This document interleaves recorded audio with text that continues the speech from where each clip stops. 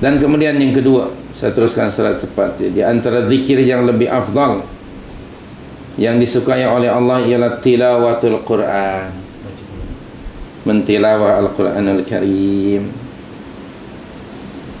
Ini adalah salah satu di antara penyebab untuk menghidupkan hati dan makanan hati, tilawatul Quran.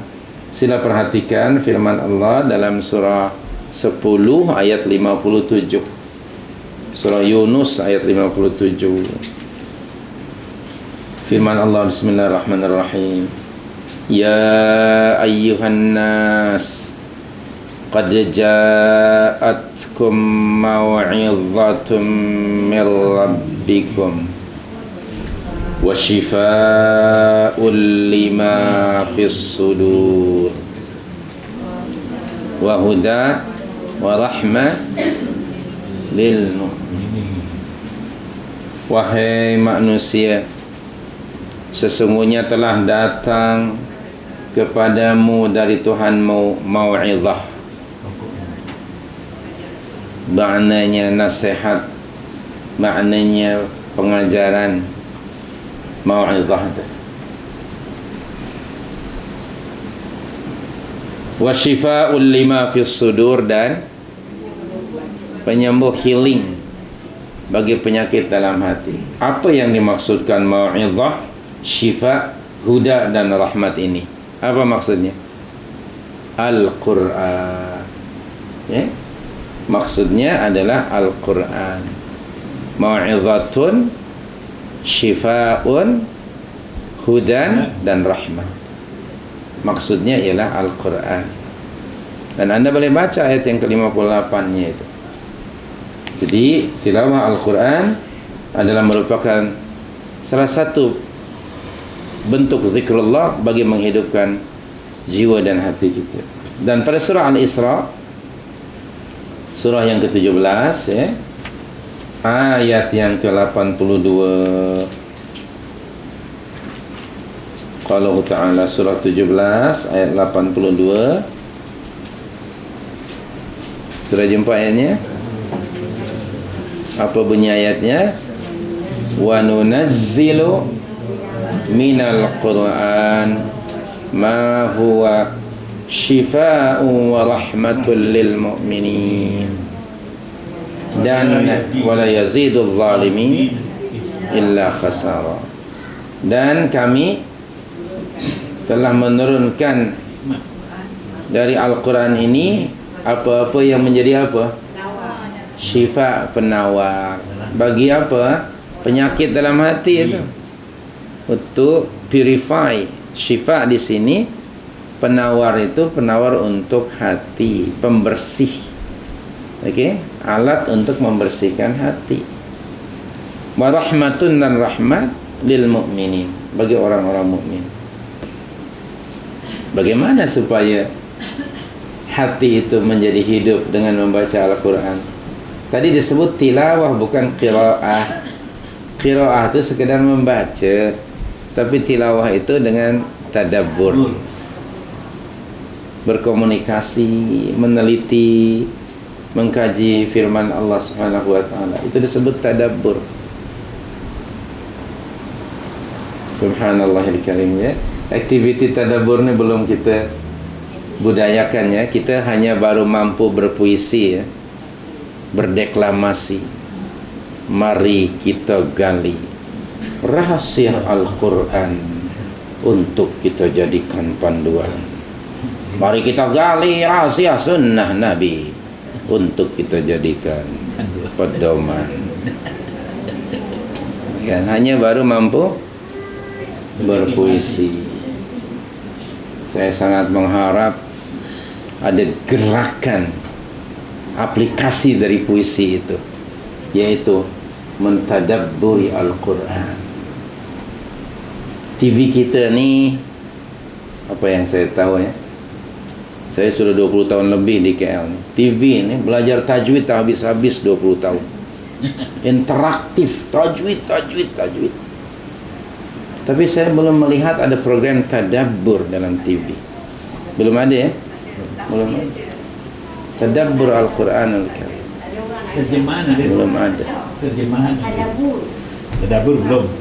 Itu belum ada. Kalau ini sebagai realisasi dari puisi tadi. Subhanallah. Kalau itu ya, ada gerakan tadabbur Al-Quran, Masya Allah. Biiznillah. Ada tarannum ya. Tarannum baca lagu. Yani bacaan untuk berlagu. IQ ya, Akademi Al-Quran tarannum. Fa'ala kulli hal, Allah telah menyebutkan dalam dua ayat tadi bahawa Al-Quran itu syifa, sebagai penawar untuk penyakit yang ada dalam hati, bukan untuk penyakit luaran.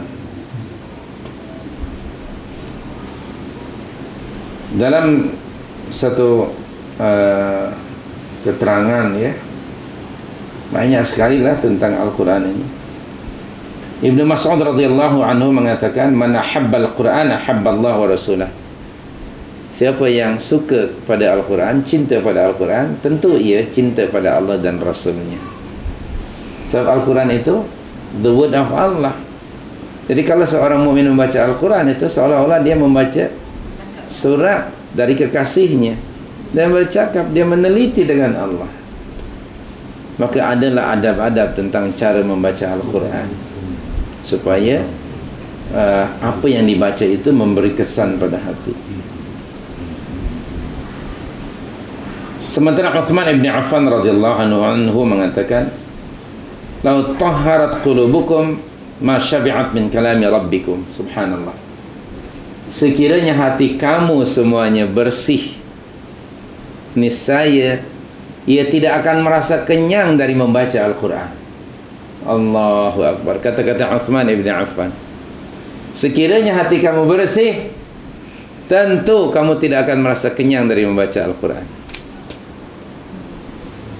Nyatanya kita jarang kan baca Quran kan? Tak payahlah malu-malu, saya pun jarang baca Quran. Betul tak? Bandingkan waktu kita untuk membaca Al-Quran dengan baca koran, mana lebih banyak? Apa itu koran? Surat kabar. Newspaper, surat kabar. Bandingkan berapa jam membaca surat kabar dan membaca Al-Quran. Semua kita tahu jawabannya, membaca akhbar lebih banyak dari membaca Al-Quran. Dalam akhbar ada apa? Adakah beritanya sahih belaka? Belum tentu. Tapi ini firman Allah. Mari kita buat agenda untuk diri kita. Tiada hari tanpa Al-Quran. Baca Al-Quran menurut kemampuan anda dan masa yang ada pada anda. Bahkan dalam satu hadis kata Nabi, sinarilah rumahmu dengan bacaan Al-Quran. Nabi SAW juga menyatakan, rumah yang dibaca di dalamnya surah Al-Baqarah tidak akan dimasuki syaitan. Dan kalau syaitan ada pun dia akan keluar. Suratul Baqarah. Mari kita bisingkan rumah kita dengan bacaan Al-Quran, bukan dengan music. Saya harap pada diri saya lah, untuk menetapkan masa to recite Al-Quran, to communicate with our Lord through His word, Al-Quran. Saya percaya ini belum jadi budaya kita, selain pada bulan Ramadan. Betul tak? Bulan Ramadan kita macam mana? Quranik tak? Very Quranik. Malam dan siang. Nak khatam berapa kali pada Ramadan? At least sekali. Jarang orang sekali. Umumnya mungkin 3 kali. Kenapa tidak kita teruskan tarbiyah Ramadaniyah itu tiap hari?